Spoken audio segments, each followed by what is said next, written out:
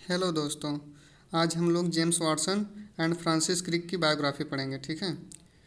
James Watson का जन्म Chicago में 6 अप्रैल 1928 को हुआ था। 1947 में इन्होंने जूलॉजी से बीएससी की डिग्री प्राप्त की। इसी वर्ष इनकी रुचि पक्षियों को देखते रहना था। इसी इंटरेस्ट ने इन्हें जेनेटिक्स पढ़ने की इच्छा बढ़ा दी। यह तभी संभव हो सका जब इन्हें ब्लूमिंगटन में इंडियाना यूनिवर्सिटी ने जूलॉजी में ग्रेजुएशन स्टडी करने के लिए फेलोशिप दी।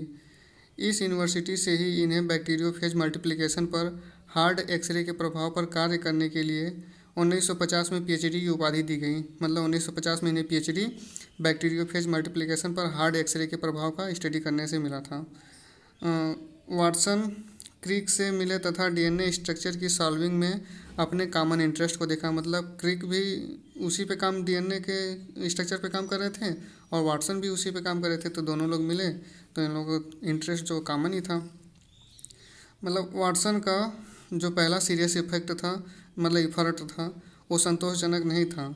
और वाटसन का दूसरा इफर्ट जो कि एक्सपेरिमेंटल एविडेंस पर आधारित था तथा इसे न्यूक्लिक एसिड का लिटरेचर में भली प्रकार सम्मान प्राप्त हुआ। मतलब जो इनका दूसरा इफर्ट था एक्सपेरिमेंटल एविडेंस पर आधारित था तथा इसे न्यूक्लिक एसिड लिटरेचर का भली प्रकार से सम्मान प्राप्त हुआ। इसके फलस्वरूप मार्च 1953 को कम्प्लीमेंट्री डबल हेलिकल कॉन्फ़िगरेशन का प्रस्ताव सामने आया। फ्रांसिस क्रिक का जन्म 8 जून 1916 में नॉर्थहैम्पटन इंग्लैंड में हुआ था। इन्होंने लंदन के यूनिवर्सिटी कॉलेज में फिजिक्स का अध्ययन किया तथा 1937 में बीएससी की डिग्री प्राप्त की। 1954 में इन्होंने पीएचडी का कार्य समाप्त किया। इनकी थीसिस था एक्स रे डिफ्रैक्शन, जो कि पॉलीपेप्टाइड एंड प्रोटीन पे था। क्रिक के करियर में यदि किसी का प्रभाव पड़ा था तो वह जेडी वाटसन से उनकी मित्रता का था।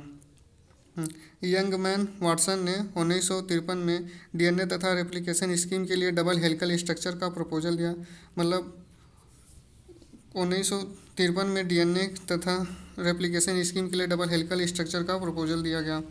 क्रिक को 1959 में एफआरएस से सम्मानित किया गया। वाटसन तथा क्रिक को और भी सम्मान दिए गए, जिसमें से है मैसाचुसेट्स का जॉन कॉलिन वारेन प्राइज जो कि 1959 में मिला, लास्कर अवार्ड जो कि 1960 में मिला, और द रिसर्च कॉरपोरेशन प्राइज जो कि 1962 में मिला, और इन सबसे ऊपर 1962 में नोबेल प्राइज इनको मिला, जो कि सबसे बड़ा सम्मान है।